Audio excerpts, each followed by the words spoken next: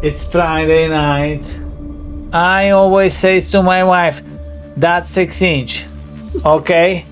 Is it worth to spend 20-30 quid on Friday for a shit food?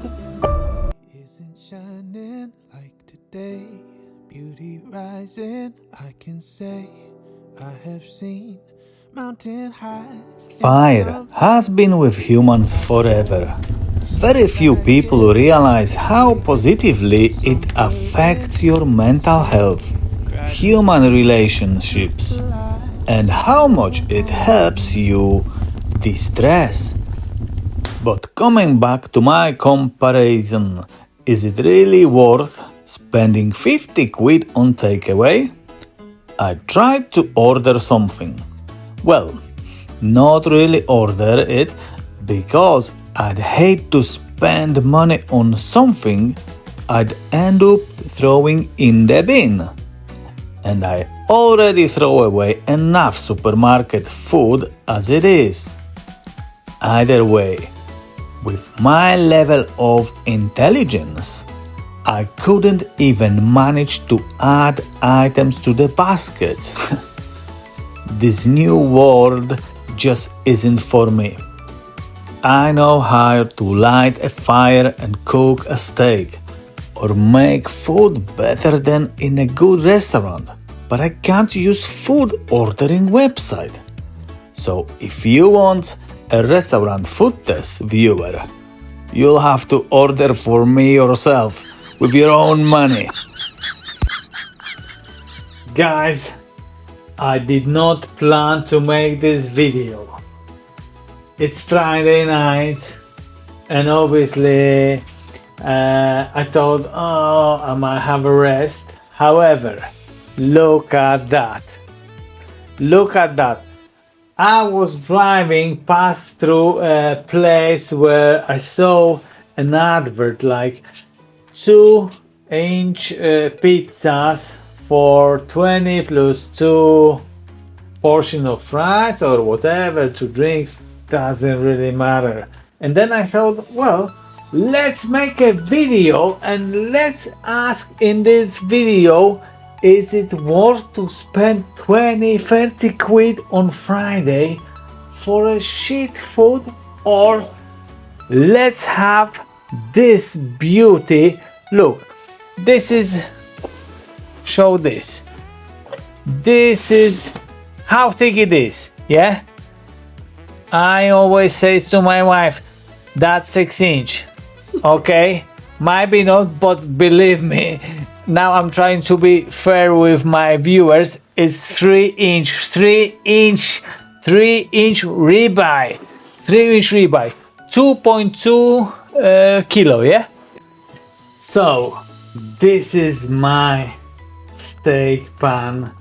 I use it for years. For how many years we have it? For 20. And I use on real firewood, you know. Look at that. So tonight I'm gonna make another fantastic steak for my family on this pan. 2.2 kilo. Come on.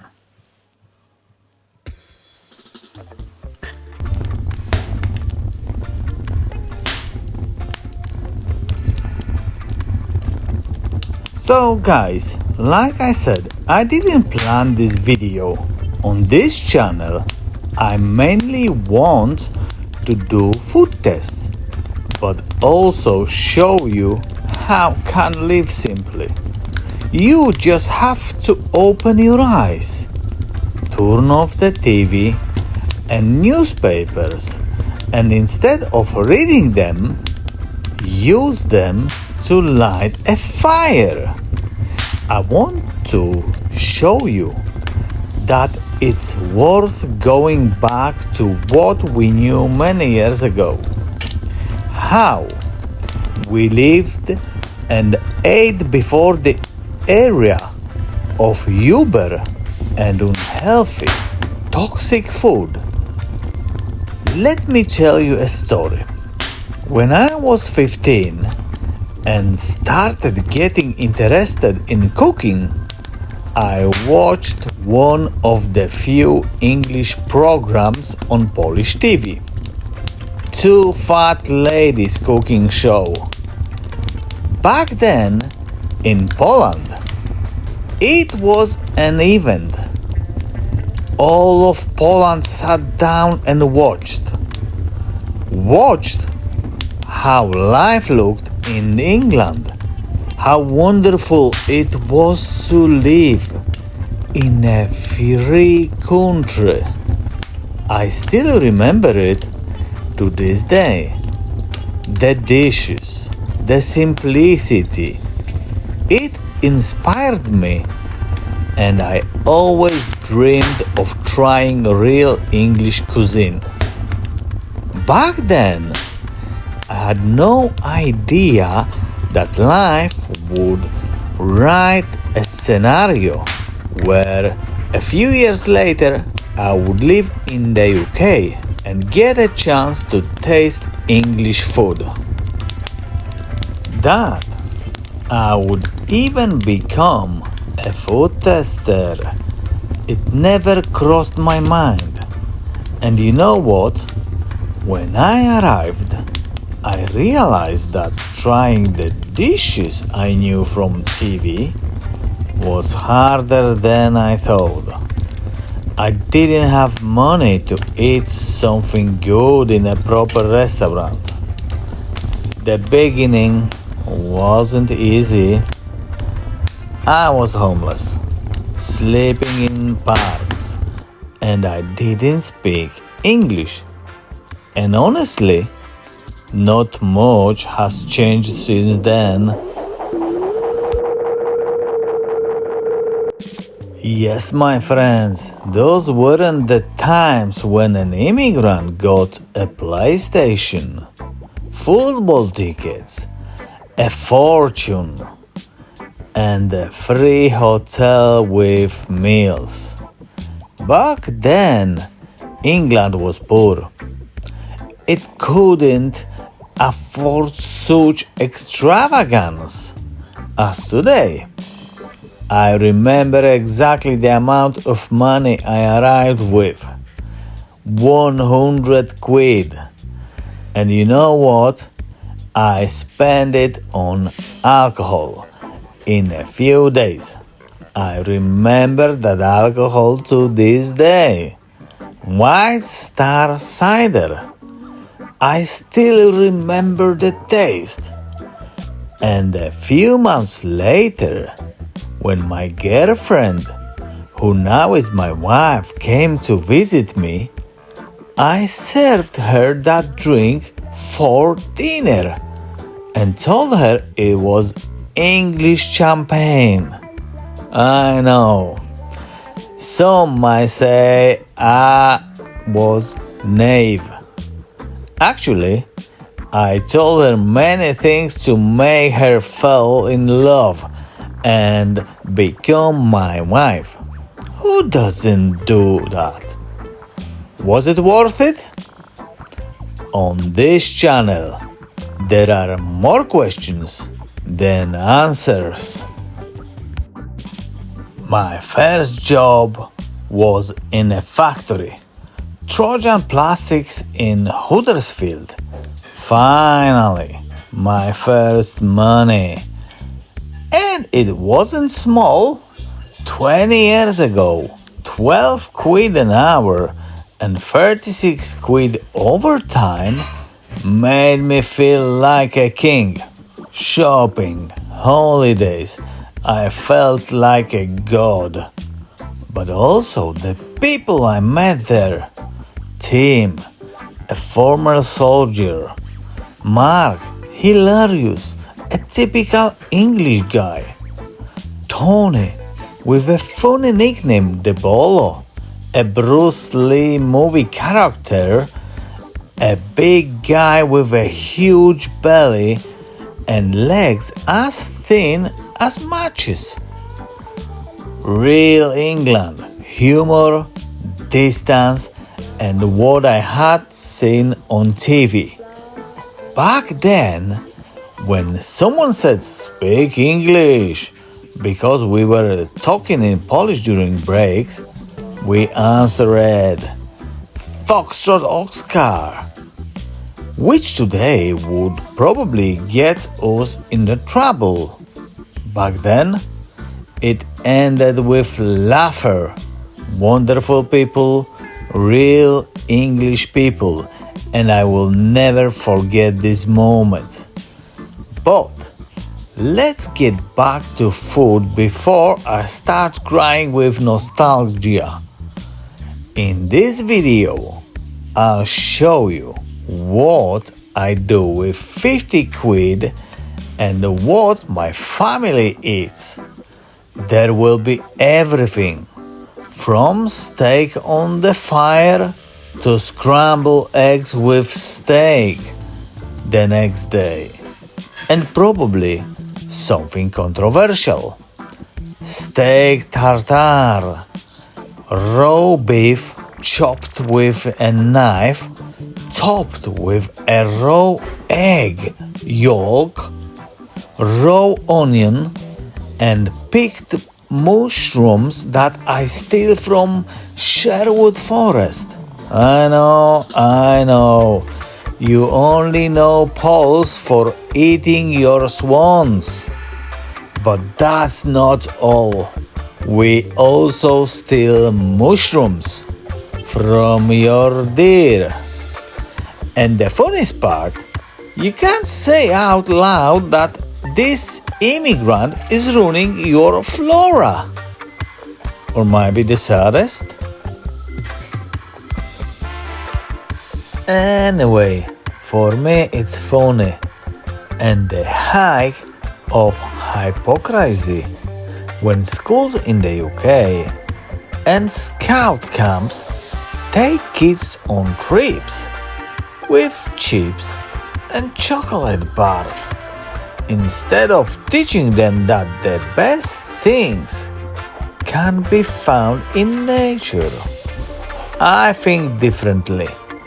I believe that everything nature has given us is healthy, whether it's vegetables, fruits, fish, meat, or mushrooms. I believe that nature provides everything we need for every ailment. It's just that few people know how to reach for that knowledge. And that's why I created this channel. I've heard opinions that beef or lamb is unhealthy. Generally, that means it's bad, especially pork. I actually heard this from some Muslims that something which has been with us for centuries is unhealthy. So my grandparents, great-grandparents, and all my ancestors were wrong because 30 years ago some Muslims arrived and now want to teach me how to eat healthy. I have many Muslim friends and business partners, but when I hear that Europeans don't know what to eat, I can't help but laugh. Especially when I see Muslims eating McDonald's or KFC. I always say, if I ever become a pig farmer, I will never feed my pigs McDonald's. But in today's world, a narrative like this can be called racist by idiots. Well, we live in the world where simple flying your own flag can be offend someone. And the number of people in the UK who end up in prison each year for expressing their opinion online exceeds 12,000. In Russia, it's over 50. But this is a channel about food and survival. About survival. And that's something English don't understand. And why? It's simple. Because they've never had to. Unlike Poles. They always had food in the shops. And us? We didn't. And that's why we learned to use every bone to make something out of nothing. So, should you learn how to survive from Poles? Yes. And that's why I created this channel. Because even if this episode doesn't change your mind, by watching my food tests and other videos, one day you'll open your eyes. Unless, of course, you're still watching the BBC and believe that everyone is doing everything to make your life better. To make you healthy, wealthy, and wise. If that's the case, don't subscribe. This channel isn't for you.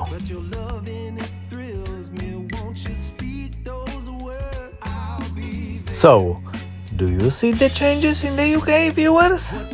Leave a comment. I have over 110 videos on my channel and only 50 subscribers. Why? Because the algorithm doesn't like content like this. It doesn't like criticism. It promotes people who are impressed by everything. That's why those 50 subscribers mean everything to me. Because someone else would have given up long ago. Making a video that you're watching takes me about 10 hours. 10 hours I could spend differently with my family, on Netflix, or just relaxing. But I want to hear one day from one of you that thanks to me, you change your lifestyle, change your eating habits, or that my kids will show my videos to their kids and say, "Look, Grandpa was a legend." When no one remembered that real food looked like and how to be healthy, he was teaching people against the propaganda. Anyway, this is a food channel, not a channel about changing the world. I hope I answered the question of whether it's worth spending 50 quid on 2 steaks or whether it's better to order a takeaway. Didn't I answer it? If so, maybe the next episode will go better and I'll finally find some answers. I'm curious about your comments, especially about the steak tartare made from raw beef and raw egg that I prepared for my son, who is a footballer. Do you think it's dangerous, harmful, or might be healthy? Share your opinion. And stay on my channel, where one day I'll share the story of how the country I once considered my second home treated me and my family. But above all, I'll show you the whole truth about British food and how to survive and raise healthy children.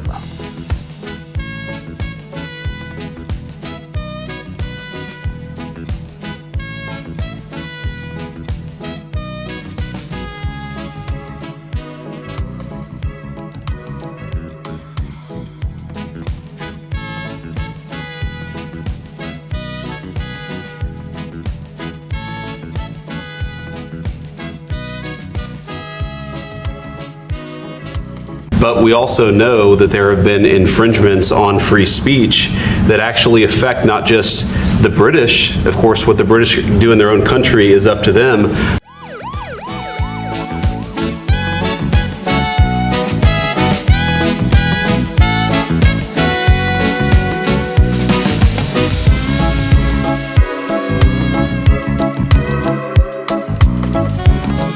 We've had free speech for a very, very long time in the United Kingdom, and it will last for a very, very long time.